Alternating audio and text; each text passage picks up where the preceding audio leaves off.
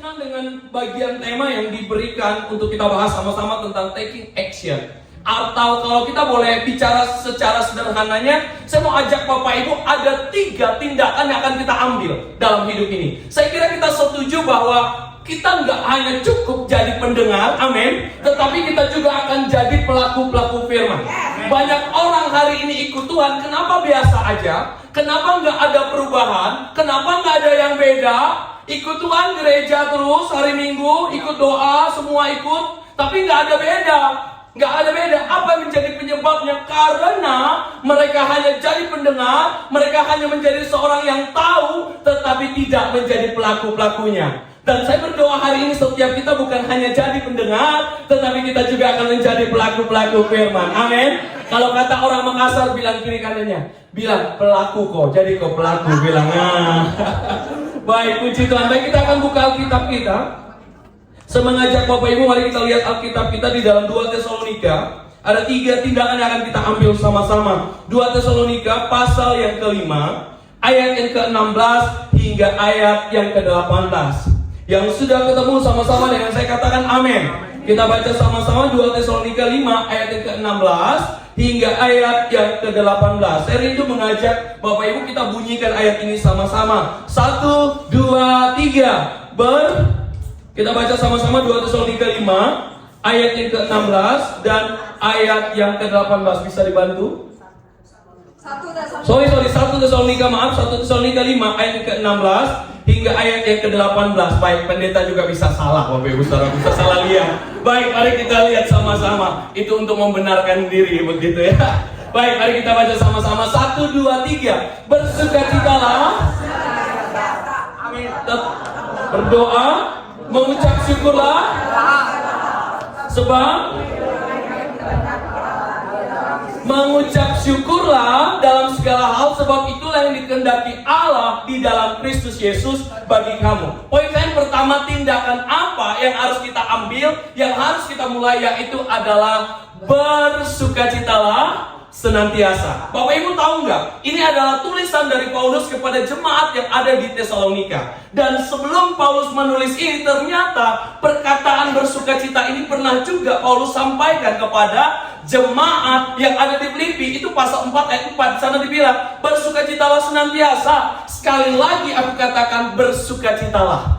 Bapak Ibu Saudaraku, coba dengar baik. Ketika Paulus sampaikan bagian ini ada keadaannya nggak nyaman. Kalau untuk jemaat yang ada di Filipi, Paulus menulis dia sedang ada di penjara, Bapak Ibu Saudaraku. Dia sedang ada di tahanan yang nggak nyaman keadaannya, tetapi menarik. Dia bilang apa? Bersukacitalah senantiasa. Saya memaknai bagian ini bilang begini. Ternyata sukacitanya kita bukan ditentukan karena keadaan, tapi karena Tuhan. Amin. Bapak Ibu dengar baik. Kalau kita gantungkan kebahagiaan kita pada keadaan bisa berubah, benar nggak? Amin. Dulu kita masih awal-awal pacaran ya kan, Bapak Ibu yang udah nikah lama. Awal-awal dulu Pak.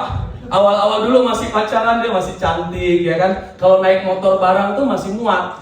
Kalau sekarang udah enggak. Sekarang yang belakang udah agak gedean dikit gitu ya, belum apa-apa udah kempes ban. Bapak Ibu Saudara pasti berubah ya kan? Yang dulunya waduh, suami saya Pak Pendeta itu ganteng banget. Sekarang, rambutnya kok udah lain banget gitu ya, udah gak kelihatan lagi. Bahkan kadang kita mulai berubah dalam banyak hal, bener nggak? Bapak Ibu kita mulai berubah, makin tua makin jadi kan? Dulunya kacamata simpan padahal di kepala sendiri, mana kacamataku mah? Padahal di sininya sendiri, Bapak Ibu Saudara. Artinya makin berubah, manusia makin berubah, beda. Ini anak muda yang masih pacaran. Kalau Bapak Ibu dengar baik, kalau yang masih pacaran, Pak Bu, dari sini balik Bandung, balik lagi ke Bandung lagi, sini lagi nggak terasa. Beda kalau sama yang udah nikah. Ke pasar aja, sendiri aja mah, katanya begitu kan? Ini artinya beda. Kalau kita gantungkan kebahagiaan kita kepada keadaan, artinya bisa berubah. Jadi satu kali ada 2 orang pulang naik gunung. Ketika pulang mereka 2 kehabisan uang. Ketika mereka kehabisan uang, akhirnya yang satu bilang begini, aduh gimana kita 2 pulang ke kota. Lalu yang satunya ngomong gini, udah kita 2 nebeng aja, naik truk nantinya. Singkat cerita, ada truk lewat. Mereka 2 naik. Nah pas sudah naik truk, karena ini gratis ya kan, karena gratis mereka 2 naik. Cuman waktu udah naik, yang satunya ngelihat begini, waduh Ini truknya udah tua banget gitu, naik pun hampir nggak mampu. Ini udah jalan juga, kondisi mesinnya kayaknya udah nggak memungkinkan banget.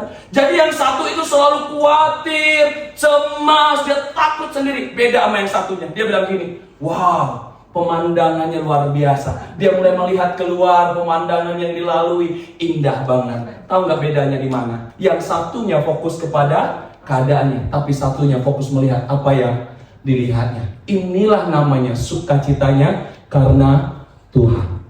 Saya mau bilang pada Bapak Ibu, kalau kita gantungkan kebahagiaan kita pada pasangan, ada waktunya pasangan beda kan? Iya kan? Dulu belum apa-apa buka pintu mobil, sekarang boro-boro buka suruh masuk sendiri ya kan? Bapak Ibu saudaraku mulai beda. Kalau kita gantungkan pada pekerjaan, ada waktunya kerjaan kita nggak selalu baik. Kalau kita gantungkan pada bisnis kita, saya percaya orang-orang bisnis pun nggak selamanya naik bisnisnya, nggak selalu omsetnya tinggi terus. Bahkan kami di Kalimantan yang terkenal juga dengan sawitnya contoh. Kami punya usaha sawit di sana, kebun. Tapi selamanya juga nggak bisa gantungin dong. Kalau bulan ini kami senang Bapak Ibu. Kenapa? Karena lagi naik harganya. Tetapi masalahnya makin naik harganya, pencurian makin banyak Bapak Ibu saudara. Pas giliran mau panen nggak ada buahnya. Ini yang saya mau bilang, kalau kita gantungkan pada keadaan nggak ada. Lalu orang-orang berdoa gini, kalau gitu turun aja harganya. Loh kenapa? Karena udah bilang biar pencurinya nggak nyuri banyak. Tetapi sama aja harganya turun. Kalau kita gantungkan pada keadaan nggak bisa sukacita. Tapi beda kalau kita gantungkan sama Tuhan. Amin. Saya mau bilang pada Bapak Ibu hari ini, inilah yang penting. Sukacitanya boleh bukan karena keadaan, tapi karena Tuhan. Amin. Suamiku Pak Pendeta boleh berubah. Aduh, nggak seganteng dulu lagi gitu kan. Belum apa-apa, udah ngelangkah aja udah nggak sehebat dulu, jalan nggak sekeren dulu, tapi saya tetap cinta dan sayang karena Tuhan. Amin. Bapak Ibu, saya punya cerita. Saya punya bapak mama. Bapak saya itu pendeta. Dulu pelayanan, tapi sekarang udah sakit. Jadi bapak mama saya ini punya, jadi bapak saya ini semenjak dia sakit, dia punya agak-agak keganggu mungkin karena stroke ringan dulu. Jadi dia bicara itu agak gagap Bapak Ibu saudara. Mana dia bilang kayak gitu ya Bapak Ibu saudara. Kalau udah nanya, mana mama katanya kayak gitu Bapak Ibu saudaraku. Nah, kalau mama saya nggak tahu kenapa pendengarannya ini agak terganggu, susah dengar Bapak Ibu saudaraku. Jadi kalau kita ngomong kecil, mama saya selalu pasti bilang gini, hah? Bayangin Bapak Ibu, yang tadi ngomongnya setengah mati, yang satu nggak dengar. Bayangin apa yang terjadi sama mereka berdua. Yang satu, yang satu udah setengah mati. Nah, Bapak Ibu, awalnya saya pikir mereka nggak cocok, tetapi nyatanya itu jadi seni tersendiri. Kenapa? Karena bukan karena keadaan. Kalau keadaan, saya percaya saya nggak bisa sukacita, tapi saya lihat mereka berdua, saya ketawa Bapak Ibu. Kenapa jadi sukacita buat saya? Dan saya percaya itu buat mama saya juga sukacita. Sekalipun mungkin yang namanya pasangan kan harusnya nyambung dong. Ini gimana mau nyambung? Yang satunya bilang, mana makanan saya tadi? Yang satu, ini kan setengah mati Bapak Ibu saudaraku. Ini yang saya mau sampaikan kepada Bapak Ibu, hidup ini nggak ada yang cocok.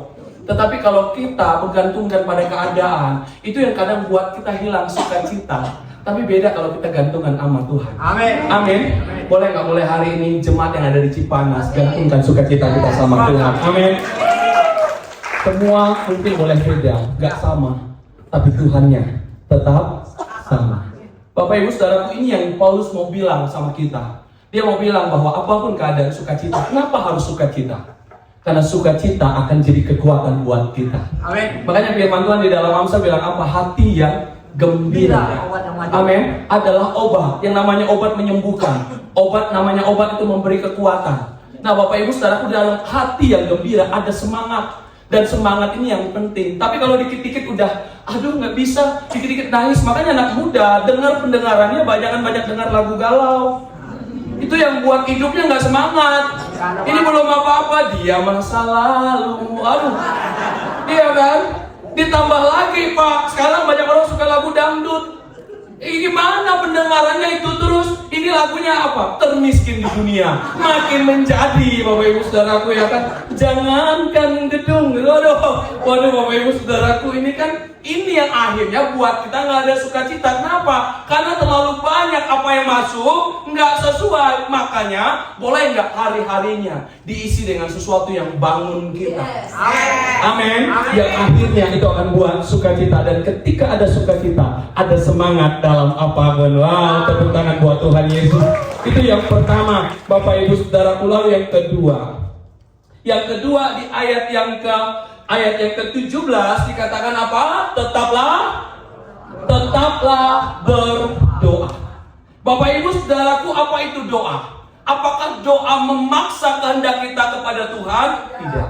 Doa adalah di mana kita menghadirkan Tuhan dan meminta Tuhan yang beracara di dalam hidup kita. Bapak Ibu Saudaraku, dengar baik. Ada waktunya pikiran kita ini terbatas. Ya kan? Ada waktunya tangan kita ini nggak mampu genggam. Ada waktunya kaki ini nggak mampu melangkah. Ada waktunya mau sehebat apapun orang, mau sejago apapun orang. Kalau kata orang timur dibilang mau segagah apapun dia, kalau memang dia manusia, ada waktunya nggak mampu. Makanya saya punya kata-kata begini: kalau tanganmu udah nggak mampu lagi genggam, lipatlah tangan. Kalau kakimu udah gak mampu lagi melangkah, berlututlah di hadapan Tuhan. Amin. Karena doa adalah cara terbaik kita untuk menjalani hidup ini. Doa bukan mantra, tetapi doa adalah hubungan kita dengan Tuhan. Kita sadar Tuhan yang ada, kita sadar Tuhan yang menyertai. Bapak Ibu Saudaraku, dengar baik. Ini yang saya mau bilang kepada Bapak Ibu, inilah yang jadi kekuatan kita bersama hari ini. Ada waktu semua ketika udah gak mampu, nggak sanggup lagi, tapi masih ada doa yang bisa kita naikkan kepada Tuhan. Amin. Berdoa di dalam semuanya. Saya nggak tahu apa yang sedang terjadi pada Bapak Ibu, tapi kalau saya dengar cerita, ngobrol-ngobrol, saya tahu semua kita sedang ada di masa-masa yang tidak enak. Semua kita sedang ada di perjalanan yang nggak gampang banget. Orang mungkin boleh lihat senyummu di depan, tapi sebenarnya orang nggak tahu apa yang sedang terjadi di keluarga. Amin. Orang mungkin bisa lihat semangatmu yang begitu luar biasa, tapi orang mungkin nggak lihat apa yang sedang kau lakukan. Engkau menangis setiap harinya, di mana engkau bilang Tuhan nggak mampu, Tuhan udah nggak sanggup. Boleh nggak saya bilang begini hari ini? Kau masih punya doa. Amin. Amin. Berdoalah datang kepada Tuhan. Tuhan tangannya tidak pernah kurang panjang untuk tolong, telinganya tidak pernah kurang tajam untuk mendengar setiap seruan doa kita. Bapak Ibu, inilah yang penting hari ini. Inilah yang paling penting. Kalau ada masalah, doa. Bu, kalau ada masalah sama suami, doa. Jangan cari suami baru. Amin. Kalau lagi ada masalah sama istri, jangan cari yang baru. Saya selalu bilang di jemaat, Bapak Ibu Saudara, ke tempat saya pelayanan, jangan ganti orangnya. Bapak Ibu, ini kan jadi masalah hari ini. Yang lebih parah lagi, Bapak Ibu Saudaraku, kecewa sama perempuan, kecewa sama laki, sama perempuan, ya udahlah sama laki aja katanya. Bapak Ibu, ini kan dia parah banget, iya kan? Waduh, dia bilang Bapak Ibu saking kecewanya udah gak mau lagi sama yang perempuan, yang laki aja lebih paham. Sama laki, Bapak Ibu Saudaraku, ingat gak? Di Taman Eden yang diciptakan siapa? Adam dan Hawa, bukan Adam dan Tono. Ya ini kan hari ini terjadi, Bapak Ibu mungkin boleh ketawa, tapi banyak banget. Saya pernah khotbah di sebuah perusahaan besar di Kalimantan. Saya pernah masuk ke ujung, Bapak Ibu Saudaraku, di ujung Kalimantan, perbatasan Kalteng yang bergerak di kayu, besar-besar kayu yang mereka ini. Jadi itu namanya PT-nya PT Erna. Kemungkinan nggak tahu saya punya siapa Bapak Ibu, tapi itu besar banget, udah puluhan tahun. Jadi waktu saya masuk ke situ, saya kira semuanya baik-baik aja. Ternyata ada masalah Bapak Ibu. Di sana ternyata masalahnya Bapak Gembala bilang, kok bisa sih, kok tahu deh? Saya juga nggak tahu. Saya bilang saya cuma mau sampai ini. Dia bilang, di sini ada kasusnya. Suaminya lagi kerja, dia masuk hutan, nebang pohon, nebang kayu. Tapi istrinya selingkuh Bapak Ibu. Mending kalau selingkuh sama laki-laki, kan nggak mending juga sebenarnya. Tapi ini perempuan sama perempuan Bapak Ibu Saudaraku. Iya kan, ini akhir zaman. Makanya saya bilang kalau ada masalah, jangan lari ke tetangga, jangan lari ke orang, tapi larinya ke Tuhan. Amin. Amin. Kalau kita cerita sama yang ini teman, Bu, saya punya masalah. Bapak Ibu, lalu dia bilang, kok bisa sih Dan? Nanti datang ke lain, arisan di tempat lain. Tahu nggak, ini cuma cerita kita dua aja ya. Jadi dia itu punya begini. Lalu yang ini pergi lagi, waktu ketemu lagi ngopi, cerita kita dua aja. Bapak Ibu tahu nggak, udah kita dua, ada kebanyakan kita dua aja Bapak Ibu. Menyebar akhirnya. Ini yang saya mau sampaikan kepada Bapak Ibu, lebih baik. Amin. Apapun yang terjadi, datang sama Tuhan. Amin. Dia yang tahu cerita kita, apa yang terjadi. Tuhan nggak cuma mau ketika kita baik datang sama Dia. Makanya Tuhan bilang, marilah kepadaku kau yang letih lesu dan berbeban berat, aku akan berikan kelegaan.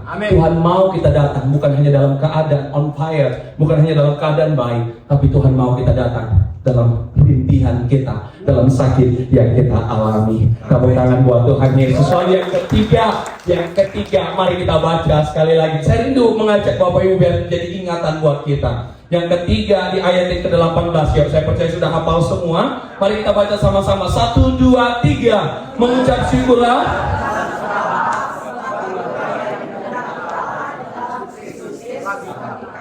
Mengucap syukurlah dalam segala hal, sebab itulah yang dikehendaki Allah di dalam Kristus Yesus bagi kamu. Poinnya apa yang pertama tadi, bersukacita bukan karena keadaan, tapi karena Tuhan. Lalu yang kedua, berdoa apapun situasinya. Ketika kita udah gak punya apa-apa, gak sanggup, tapi ingat kita masih punya Tuhan tempat kita berserah. Lalu yang ketiga, apa yang harus kita lakukan? Mengucap syukur. Hidup ini kalau kita gak pernah tahu bersyukur akan selalu kurang. Kalau kita selalu ngeluh, gak bersyukur, selalu akan ada kurang. Mau sepunya banyak apapun, saya percaya pasti selalu kurang. Hidup ini manusia cenderungnya gak pernah puas.